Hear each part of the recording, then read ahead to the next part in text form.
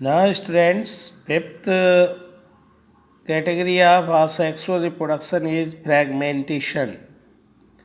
Student, it is a mode of asexual reproduction in which the parent body break into two or more fragments and each fragment grow into new individual. Student, fragmentation एक asexual reproduction का ही mode है जिसमें spirogyra जैसे कुछ algae हैं जो filamentous algae है। ये मल्टी सेलुलर एल्गी होती है स्टूडेंट्स। ये एल्गी रिप्रोड्यूस फ्रैगमेंटेशन प्रोसेस से करता है। स्टूडेंट्स, जब mature parent spirogyra favourable condition में जब मैच्योर हो जाता है तब इसकी बॉडी मैनी फ्रैगमेंट्स में डिवाइड हो जाती है और ये ही ईच फ्रैगमेंट्स जो होते हैं वो डेवलप हो कर और ग्रो हो कर के नया इंडिविजुअल बनाते हैं। ये एक पेरेंट स्पायरोगायरा से मैनी डॉटर स्पायरोगायरा बन जाते हैं। तो स्टूडेंट, फ्रैगमेंटेशन एक असेक्सुअल रिप्रोडक्शन का ही मोड होता है जिसमें पेरेंट की बॉडी ब्रेक करके मैनी फ्रैगमेंट्स बनाती है और ईच फ्रैगमेंट ग्रो हो करके मैनी डॉटर इंडिविजुअल्स को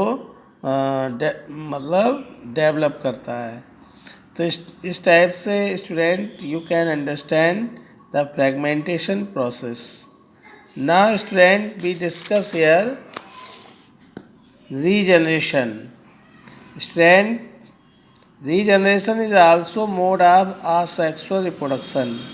ये भी asexual reproduction का एक मोड है जिसमें ऑर्गेनिज्म किसी सर्टेन बॉडी पार्ट्स के रीग्रोइंग होने से डेवलप होता है। और स्ट्रेन जैसे प्लेनेरिया एंड हाइड्रा, प्लेनेरिया और हाइड्रा में रीजनरेशन की कैपेबिलिटी बहुत अच्छे से देखने को मिल जाती है। स्टूडेंट, जब किसी इंडिविजुअल के पेरेंट के किसी बॉडी पार्ट्स को अलग कर दिया जाए और उससे एक नया इंडिविजुअल अगर बन जाता है तो ये प्रोसेस रीजनरेशन कहलाएगा। जैसे पेरेंट प्लेनेरिया है, इसको मैंने 3 पार्ट्स में डिवाइड कर दिया और जब 3 पार्ट्स में डिवाइड किया यही ईच पार्ट ग्रो हो करके मैनी डॉटर प्लेनेरिया का फॉर्मेशन हो जाता है। स्टूडेंट, तो in this way you can understand the regeneration process. Student, fragmentation और रीजनरेशन दोनों असेक्सुअल रिप्रोडक्शन के ही मोड हैं।